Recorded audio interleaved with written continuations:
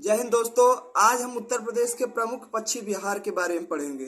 हम उस पक्षी विहारों के बारे में केवल पढ़ेंगे जो कि गवर्नमेंट से रजिस्टर्ड पक्षी विहार हैं। उनके बारे में नहीं पढ़ेंगे जो कि रजिस्टर्ड नहीं है। उत्तर प्रदेश में बहुत से पक्षी विहार हैं, लेकिन हम केवल उन्हीं के बारे में पढ़ेंगे जो रजिस्टर है, गवर्नमेंट द्वारा रजिस्टर्ड पक्षी विहार है।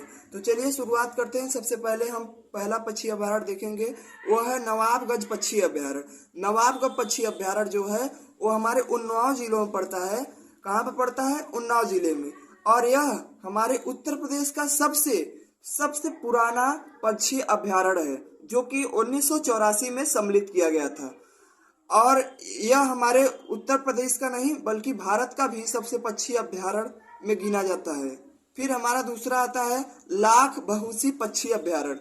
लाख बहुसी पक्षी अभयारण्य ये हमारे कन्नौज में है, जिसे हम 1988 में शामिल किए थे। लाख बहुसी पक्षी अभयारण्य जो है ये सबसे बड़ा पक्षी अभयारण्य है। क्या है? यह सबसे बड़ा पक्षी अभयारण्य है जो कि हमारे कन्नौज में पड़ता है।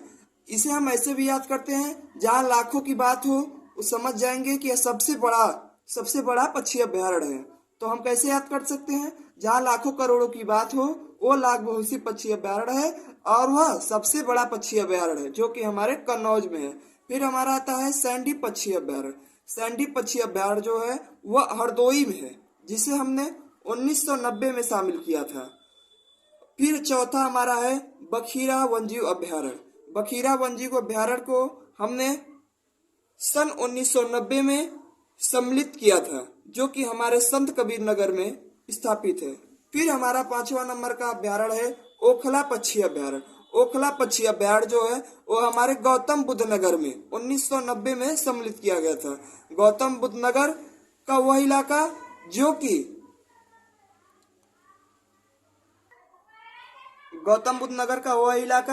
जो कि ग्रेटर नोएडा से सटा हुआ है, उससे कुछ दूर पे ही यह ओखला पक्षी अभयारण्य है, जिसे हमने 1990 में सम्मिलित किया था।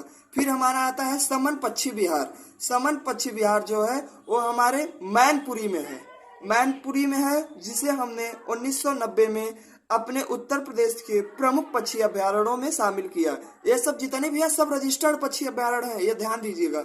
हमने बिना रजिस्टर्ड पक्षी अभयारण्य नहीं पढ़ाया। वैसे तो उत्तर प्रदेश बहुत पक्षी अभयारण्य है, लेकिन हमने केवल रजिस्टर्ड पक्षी विहार को पढ़ाया, न कि जो रजिस्टर नहीं उनको नहीं पढ़ाए हैं। फिर हमारा है 7वां नंबर का विजय सागर पक्षी विहार। विजय सागर पक्षी विहार जो है वो हमारे महोबा और हमीरपुर दोनों जिले के अंतर्गत आता है।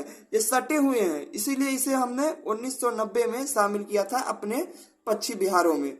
फिर हमारा जो आता है पटना पक्षी अभयारण्य, जो कि हमारा एटा में पड़ता है। इसे हमने 1990 में शामिल किया। ध्यान दीजिएगा, यहाँ जो पटना पक्षी विहार है ये पटना में नहीं है, ये हमारे एटा में है, और यह उत्तर प्रदेश का सबसे छोटा पक्षी अभयारण्य है, जो कि केवल 1-1.5 किलोमीटर के रेंज में आता है।